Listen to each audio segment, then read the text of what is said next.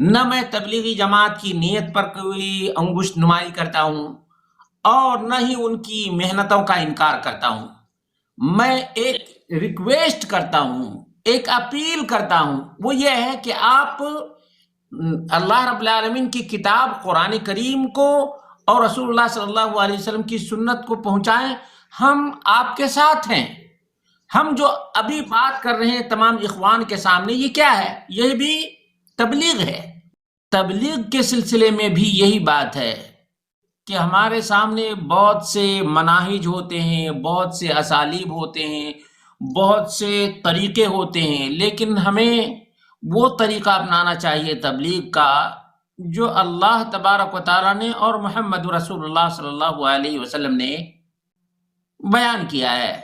قرآن کریم میں اللہ رب العالمین نے فرمایا، یا ایھا الرسول بلغ ما انزل الیک من ربک، اے نبی اکرم صلی اللہ علیہ وسلم، یا ایھا الرسول، اے رسول اکرم صلی اللہ علیہ وسلم، بلغ ما انزل الیک من ربک، اس چیز کی تبلیغ کریں جس کا نزول آپ کے پروردگار کی طرف سے ہوا ہے۔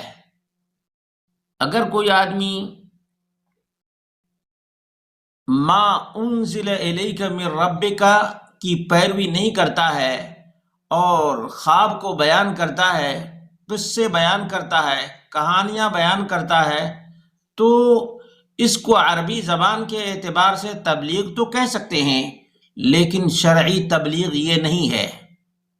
قصے بیان کرنا، کہانیاں بیان کرنا اور خوابوں کو بیان کرنا، یہ نہ تبلیغ شرعی ہے اور نہ ہی ارشاد و توجیہ ہے، بلکہ یہ دیو مالائی قصے کو سماج اور معاشرے میں عام کرنا ہے۔ یہ بات نوٹ کر لیں۔ اسی طرح سے اللہ کے رسول صلی اللہ علیہ وسلم کا فرمان ہے، صحیح بخاری کے اندر موجود ہے، بلغوا عنی ولو آیہ، بلغوا، اے میرے صحابہ پہنچاؤ، تبلیغ کرو۔ تبلیغ کا حکم ہے۔ میں نے قرآن کا حوالہ دیا، اگر کسی بھائی کو چاہیے تو میں قرآن کھول کر بھی دکھا دیتا ہوں، اور اسی طرح سے نبی اکرم صلی اللہ علیہ وسلم کا فرمان بھی ہے کہ بلغوا عنی ولو آیہ، تبلیغ کرو عنی۔ عنی کا مطلب کیا ہوتا ہے؟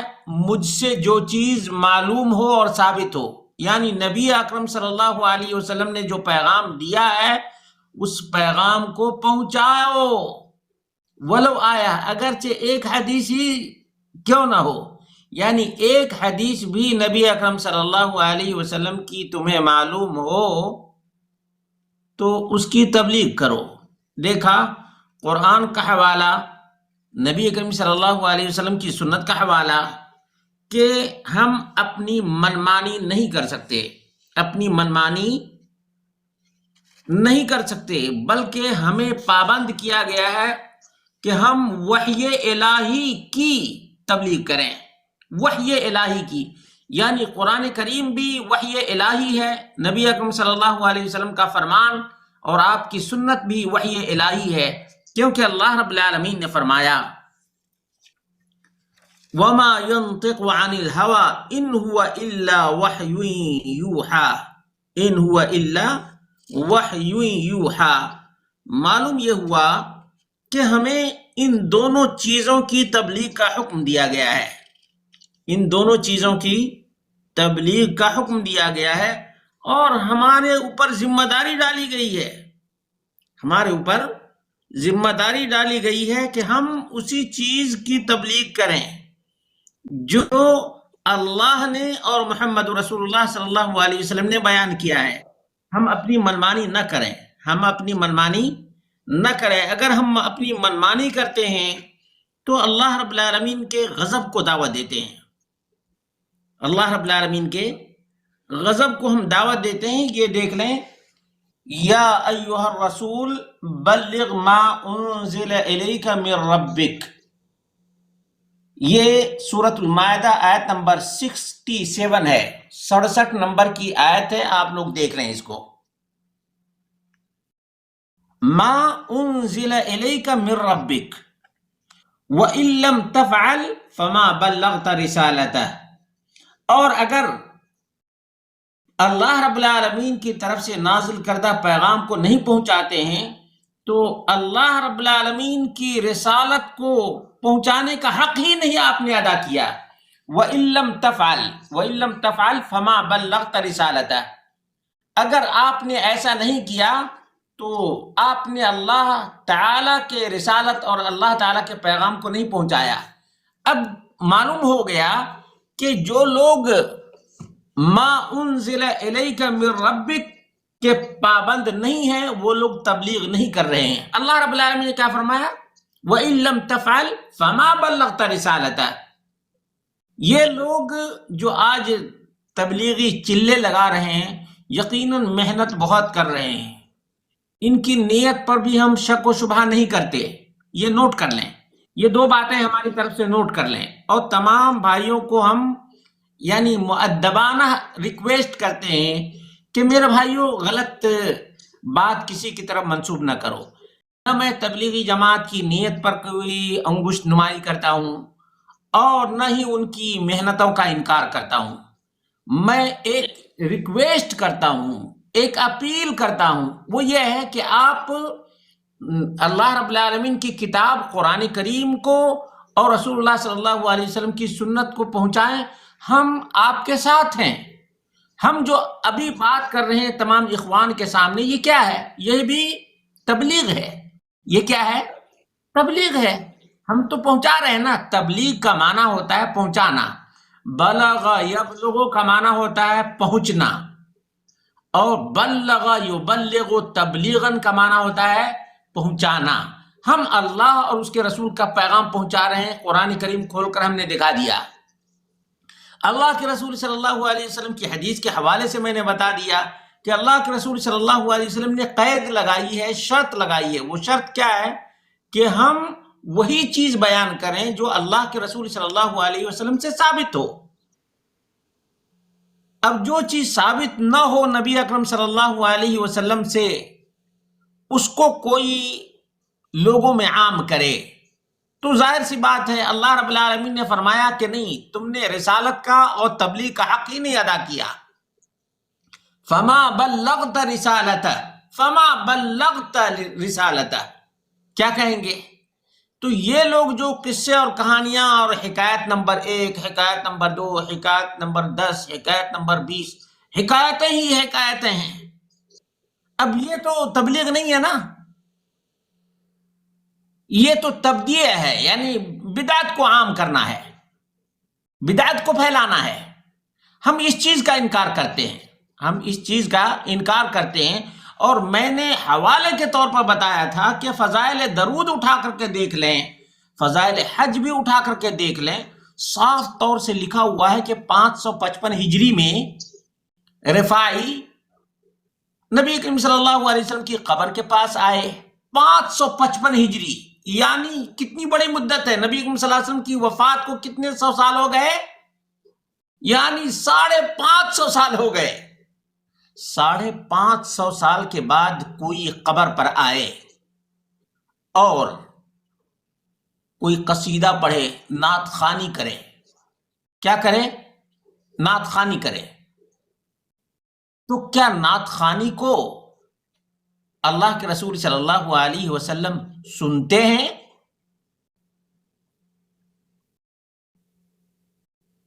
اور کیا نبی اکرم صلی اللہ علیہ وسلم سن کر،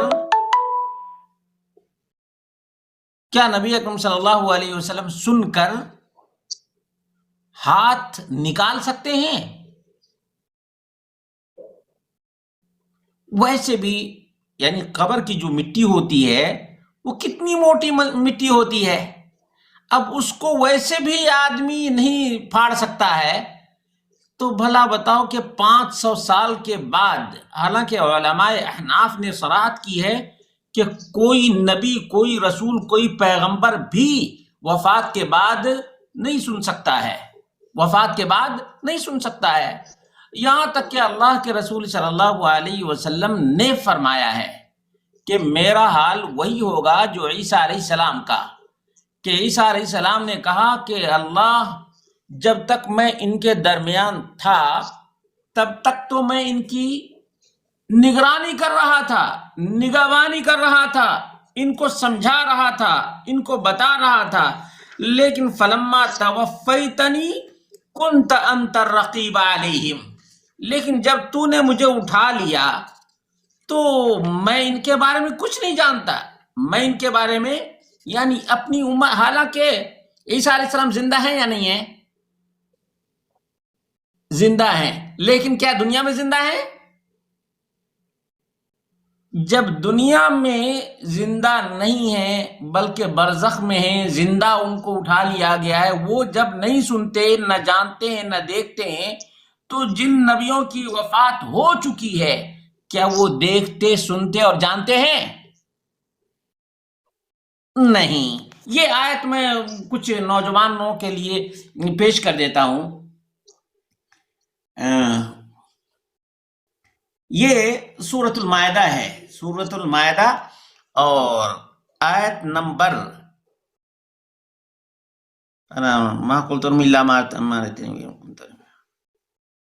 یہ 117 نمبر کی آیت، ویسے 116 نمبر سے شروع ہوتی ہے بات۔ اب اس میں ہے ما قلت لهم الا ما امرتنی به ان اعبدوا اللہ ربی وربکم، میں نے اپنی امت کو، اپنی قوم کو اسی چیز کا حکم دیا، میں نے اپنی قوم کو اور اپنی امت کو اسی چیز کا حکم دیا جس کا تو نے مجھے حکم دیا تھا، اور وہ حکم کیا تھا کہ اللہ ہی کی عبادت کرو، جو میرا رب ہے وہ تمہارا بھی رب ہے، میرا بھی رب ہے، تمہارا بھی رب ہے۔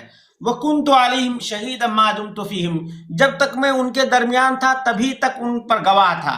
فَلَمَّا تَوَفَّيْتَنِي كُنْتَ أَنْتَ الرَّقِيبَ عَلَيْهِمْ وَأَنْتَ عَلَى كُلِّ شَيْءٍ شَهِيدٌ، اور جب تو نے مجھے اٹھا لیا تو تو ہی ان کے اوپر نگہبان تھا، اور تو تمام چیزوں پر گواہ ہے۔ دیکھا، یعنی عیسیٰ علیہ السلام زندہ ہیں، تمام مسلمانوں کا عقیدہ ہے، اس کے باوجود بھی نہ اپنی امت کو جانتے ہیں، نہ دیکھتے ہیں، اور نہ کچھ کر سکتے ہیں۔ اسی لیے عیسائی لوگ کیا کیا عقائد بنا لیے، لیکن عیسیٰ علیہ السلام موجود نہیں، نہ سنتے ہیں، نہ دیکھتے ہیں، نہ کچھ کر سکتے ہیں۔ تو میرے بھائیوں، اللہ کے رسول صلی اللہ علیہ وسلم کا بھی یہی حال ہے۔ اللہ کے رسول صلی اللہ علیہ وسلم نہ دیکھ سکتے ہیں، نہ سن سکتے ہیں، نہ جان سکتے ہیں۔ یہ مسلمانوں کا عقیدہ ہے، یہاں تک کہ علماء احناف کا بھی یہی عقیدہ ہے، علماء احناف کا بھی یہی عقیدہ ہے۔ تو بہرحال یہ جو قصہ بیان کیا گیا ہے، اس سے بہت سے مسلمانوں کے عقائد میں اصلاح کے بجائے افساد ہوا ہے۔ اصلاح کے بجائے کیا ہوا ہے؟ افساد۔ لوگوں کے عقائد میں درستگی کے بجائے خرابی پیدا ہو گئی ہے۔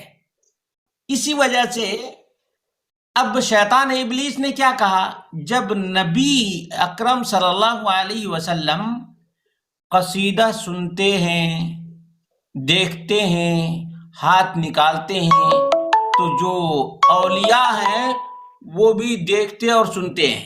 دیکھیں کہاں ابلیس نے کہاں سے کہاں قیاس آرائی کروایا۔ جب نبی دیکھتے، سنتے ہیں اور ہاتھ نکالتے ہیں تو بابا لوگ بھی، یہاں تک کہ احمد رضا صاحب نے لکھا ہے کہ مرید کے ساتھ ہمیشہ پیر رہتا ہے، اور میں حوالہ، میرے پاس کتاب ہے، کتاب بھی ہے میرے پاس، میں انشاءاللہ دکھاؤں گا۔ تو معلوم یہ ہوا کہ بھائی تبلیغ تو کرنا چاہیے، لیکن کس چیز کی تبلیغ کرنی چاہیے؟ اختلاف یہاں شروع ہوتا ہے۔ اختلاف کہاں؟ اختلاف کی بنیاد یہ ہے کہ آپ تبلیغ جو کر رہے ہیں وہ کس چیز کی تبلیغ کر رہے ہیں۔ ظاہر سی بات ہے، جہاں تک نیت کی بات آئی تو نیت میں بھی ہم شک اور شبہ نہیں کرتے، آپ کی محنت کو بھی ہم سراہتے ہیں۔ اسی طرح سے کرسچن لوگوں کا حال دیکھیں، کرسچن لوگ کتنی محنت کرتے ہیں، کتنے پیسے خرچ کرتے ہیں، اور کتنے دل و جان سے خدمت کرتے ہیں۔ کرسچن لوگوں کو دیکھا ہے، یہ مشنری جہاں جہاں بھی، نیپال میں تو بہت سرگرم ہے، نیپال میں بہت سرگرم ہے یہ مشنری۔ سرگرم ہے یا نہیں یہ لوگ؟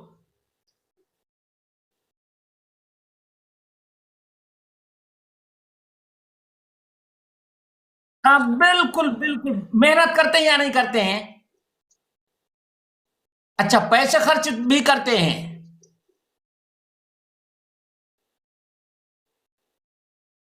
سب دیتے ہیں، یہاں تک کہ جہاں ٹیوب ویل کی ضرورت ہے وہاں ٹیوب ویل لگاتے ہیں، اور کیا کیا سب اسکول کھولتے ہیں، بچوں کو مفت میں تعلیم دیتے ہیں، صحیح بات ہے نا؟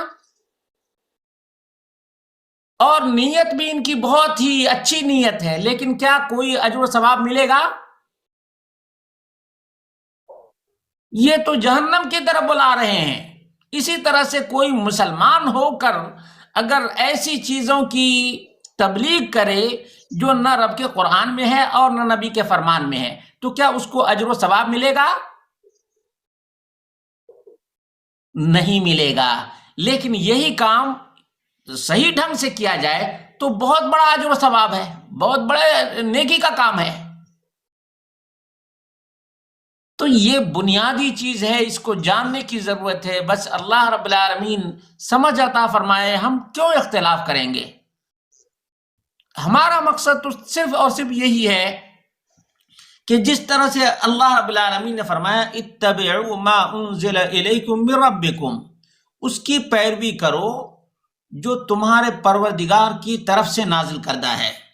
ما انزل الیکم من ربکم، یہ نوٹ کر لیں، میں ہمیشہ اس چیز پر زور دیتا ہوں، بتاتا ہوں اور کہتا ہوں کہ اللہ کے بندو اس چیز کا دھیان رکھو کہ جو وحی الہی ہے اس کی پیروی کرنے کا حکم ہے، رب کائنات نے دیا ہے، اور اسی کی تبلیغ کا بھی حکم ہے۔ یعنی جس چیز کی پیروی کرنے کا حکم ہے اسی چیز کی تبلیغ کا بھی حکم ہے۔ اس لیے اپنی نیت درست کتنی بھی ہو جائے، لیکن اگر کام درست نہیں ہے تو نیت اچھی رہنے کے باوجود کوئی اجر و ثواب نہیں بلکہ پاپ ملے گا۔ اس کی ایک مثال دے دیتا ہوں، ہو سکتا ہے بات واضح ہو جائے۔ وہ مثال یہ ہے کہ ایک آدمی چوری کرتا ہے اور وہ کہتا ہے کہ میں یہ چوری کر کے یتیموں اور مسکینوں میں خرچ کرتا ہوں، اس کا یہ کام درست ہے؟ جب چور چوری کرتا ہے نیکی کے ارادے سے تو وہ پاپی کہلاتا ہے۔ تو جو آدمی نیک ارادے سے، اچھی نیت سے خوابوں کو بیان کرتا ہے، کہانیوں کو بیان کرتا ہے، دیو مالائی قصے بیان کرتا ہے، کیا اس کو کوئی اجر و ثواب ملے گا؟ نہیں ملے گا، بلکہ لوگ ان قصوں اور کہانیوں کی وجہ سے گمراہ ہو رہے ہیں، گمراہ ہو رہے ہیں۔ میرے بھائیوں، کتنے لوگ ہیں، اور میں نے کئی دفعہ لوگوں سے بات چیت بھی کی ہے، ڈیبیٹ بھی کیا ہے، کتابیں کھول کھول کر میں نے دکھایا ہے۔ الحمدللہ اللہ رب العالمین نے بہت سے بھائیوں کو یہ بات سمجھنے کی توفیق عطا فرمائی ہے۔ میں تحدیث نعمت کے طور پر بول رہا ہوں، وَأَمَّا بِنِعْمَةِ رَبِّكَ فَحَدِّثْ، کہ اللہ رب العالمین نے بہت سے لوگوں کو ہدایت عطا فرمائی، اور وہ جہاں کہیں بھی ہیں ماشاءاللہ قرآن و سنت کا پیغام پھیلا رہے ہیں، قرآن و سنت کی تبلیغ کر بھی رہے ہیں، اللہ کا فضل و کرم ہے۔ تو میں تبلیغ کے خلاف نہیں، قصے کہانی اور دیو مالائی جھوٹے واقعات کے خلاف ہوں۔ یہ بات نوٹ کر لیں، جو ہمارے مخالف ہیں وہ بھی یہ بات نوٹ کر لیں کہ میں تبلیغ کا مخالف نہ ہوں اور نہ تھا اور نہ رہوں گا۔